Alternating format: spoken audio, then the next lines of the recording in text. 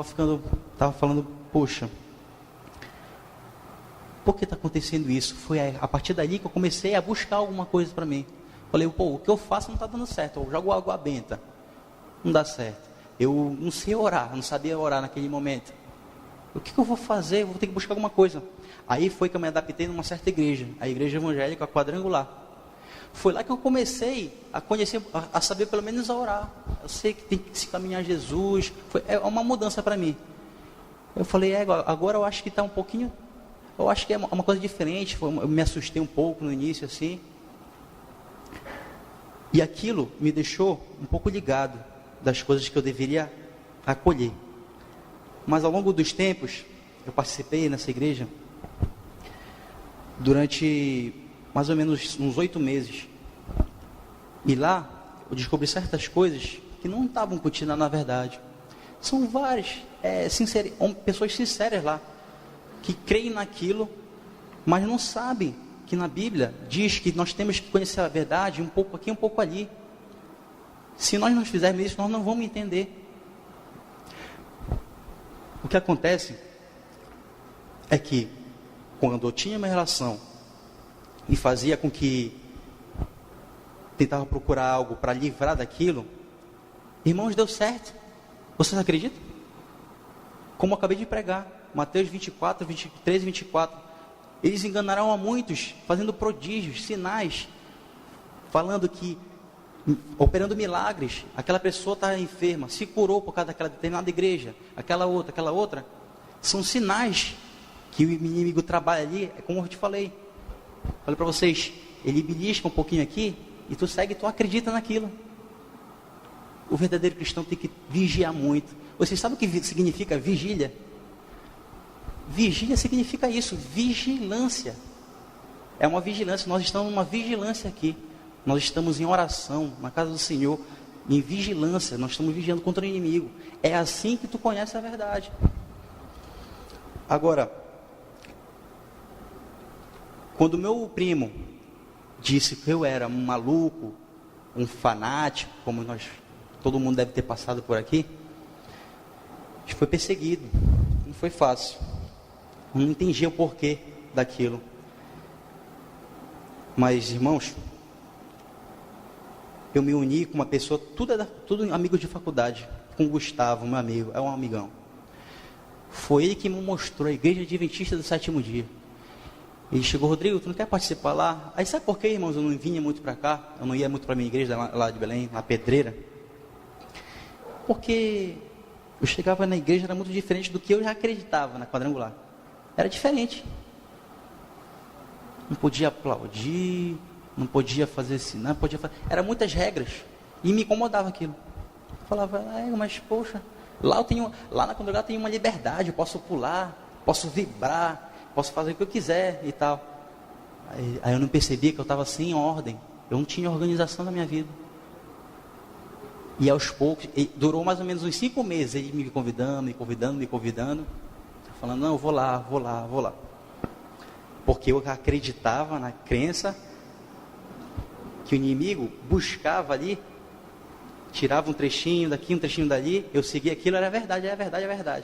Quando a gente lê a Bíblia séria, certamente, a gente vai começando a conhecer ela. É uma verdade maravilhosa.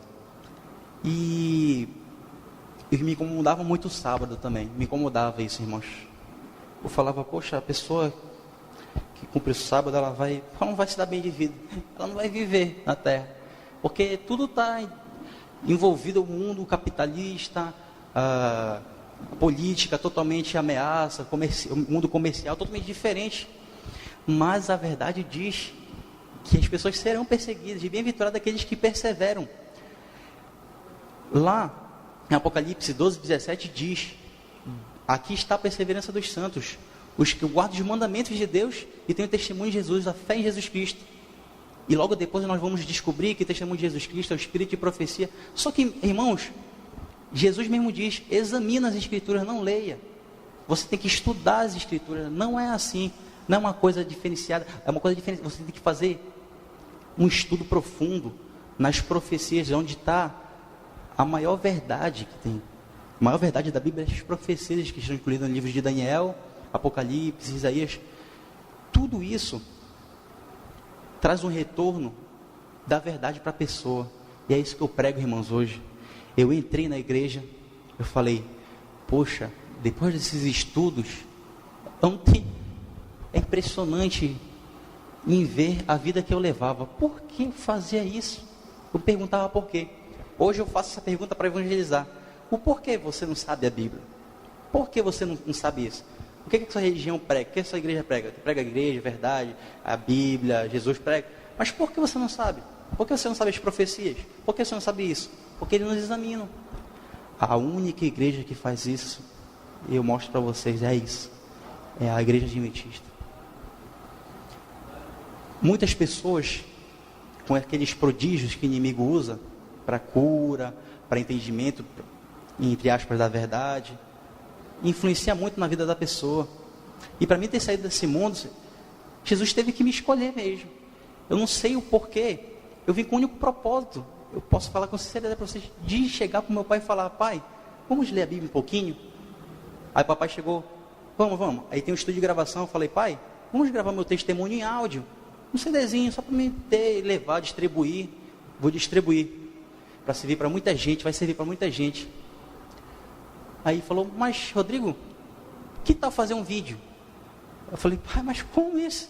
O vídeo é muito complicado, é meio caro, essas coisas, mas Jesus está abençoando a vida do meu pai, para acontecer um evento maravilhoso desse.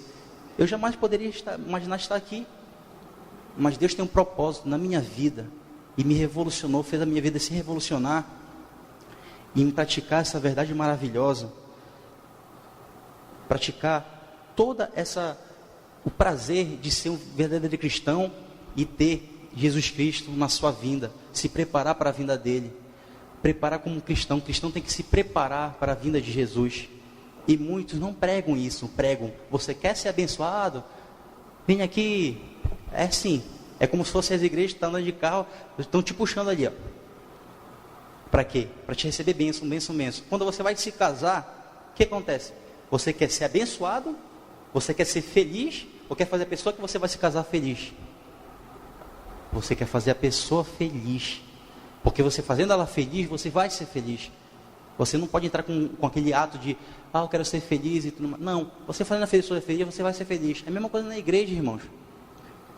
Você chega na igreja, você não precisa de receber bênção, você tem que abençoar os seus irmãos, para você tornar uma família, e com a família vem as facilidades, vem as bênçãos.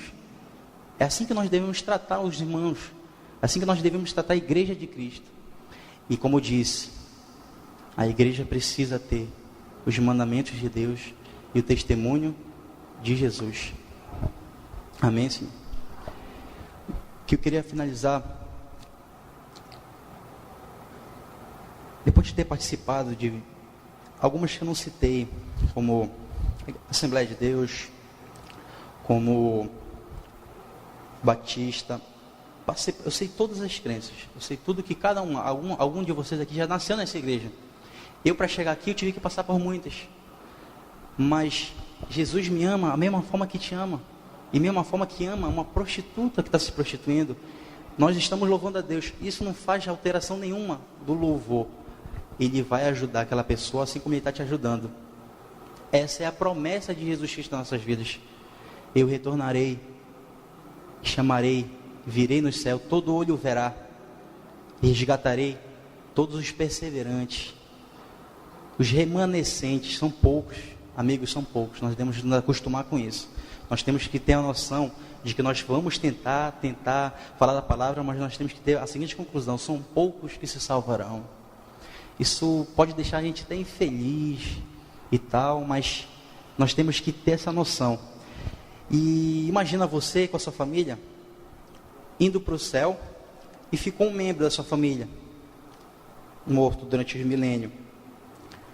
Você, quando tiver o juízo final, você vai chorar pela aquela alma morta, aquela pessoa que você queria ver no céu. Mas o que vai acontecer? Qual a promessa que Jesus Cristo vai fazer na sua vida?